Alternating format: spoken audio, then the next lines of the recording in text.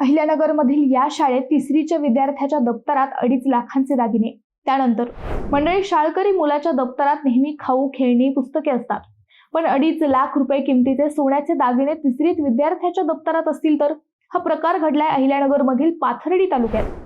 येथील स्वामी विवेकानंद विद्यालयात तिसरीत शिकणाऱ्या एका विद्यार्थ्याच्या दप्तर तपासणी दरम्यान तब्बल 25 ग्रामचे सोन्याचे दागिने वर्ग शिक्षिका मयुरी गारुडकर यांना सापडले।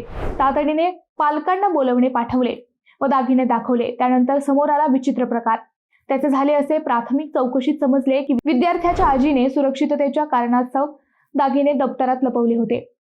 घरातील व्यक्तीने ते दागिने सकाळी काढायचे होते, पण गडबडीत ते राहून गेले आणि विद्यार्थी ते दप्तर घेऊन शाळेत गेला। ग्रामीण भागात वाढत असलेल्या चोरीच्या घटनांमुळे घरात दागिने लपवण्याचा वेगवेगळ्या शक्कल लढवल्या जात आहेत। त्यामुळे कुटुंबाने दागिने मुलाच्या दप्तरात ठेवले असावेत असा अंदाज आहे। दरम्यान या घटनेत शिक्षिका गारुडकर यांच्या प्रामाणिकपणामुळे हे दागिने सुखरूप राहिले। त्यामुळे त्यांच्या सतर्कतेचे सर्वत्र कौतुक होत आहे। मंडळी, हा सगळा प्रकार ऐकल्यानंतर तुम्हाला काय वाटतं ते नक्की कमेंट करा।